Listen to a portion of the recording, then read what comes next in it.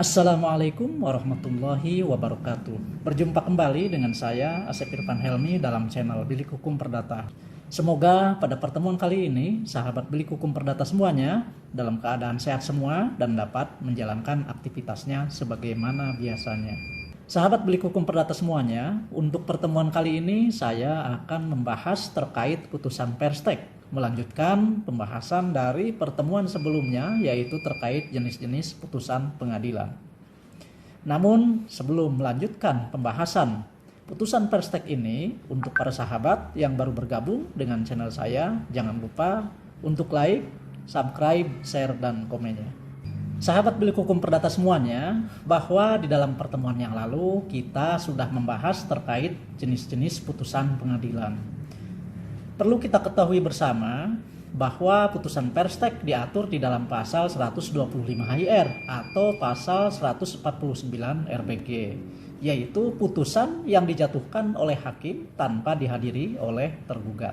Untuk mengetahui apakah putusan itu putusan Perstek atau bukan, pertama, kita harus mengetahui bagaimana proses pemeriksaan putusan Perstek. Kemudian yang kedua, kita harus mengetahui proses penjatuhan putusan Perstek. Kemudian yang ketiga, kita harus mengetahui bentuk putusan Perstek. Yang pertama, yaitu proses pemeriksaan putusan Perstek.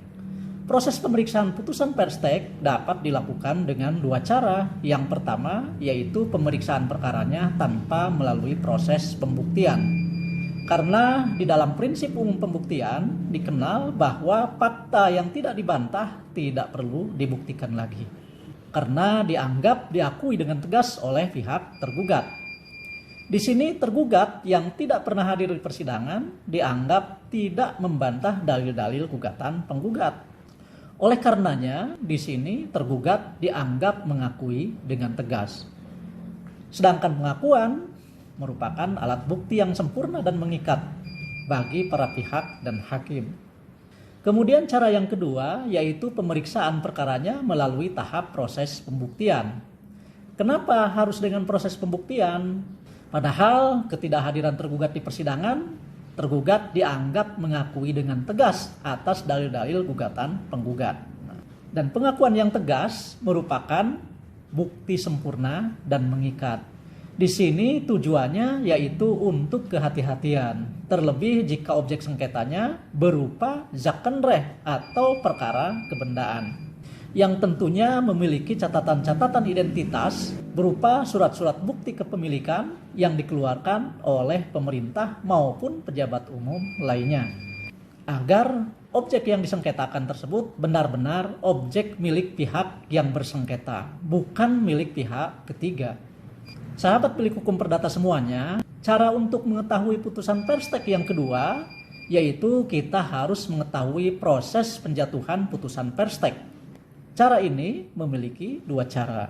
Yang pertama, yaitu putusan Perstek dijatuhkan pada sidang pertama, di mana tergugatnya tidak hadir, walaupun telah dipanggil secara resmi dan patut.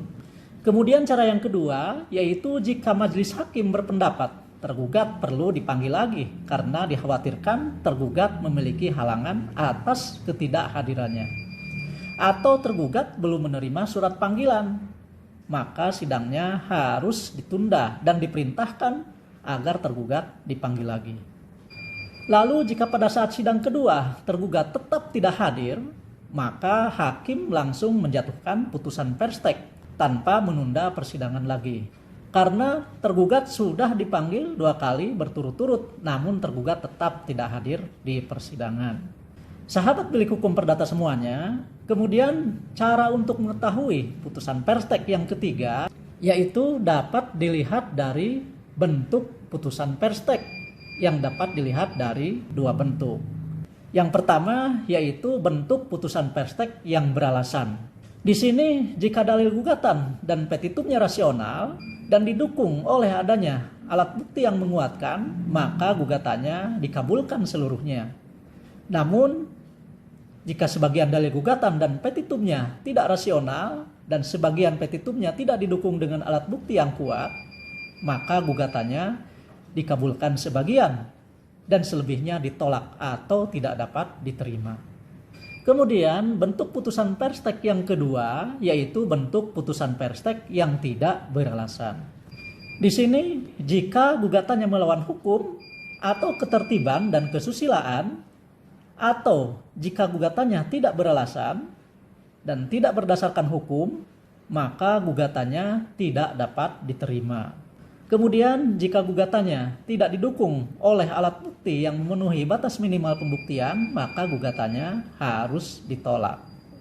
Sahabat Bilik Hukum Perdata semuanya, inilah pembahasan terkait putusan perstek. Semoga pembahasan ini bermanfaat. Dukung terus channel ini dengan cara subscribe, like, share, dan komennya, agar channel ini lebih berkembang lagi. Demikian, kurang lebihnya mohon maaf. Wassalamualaikum warahmatullahi wabarakatuh.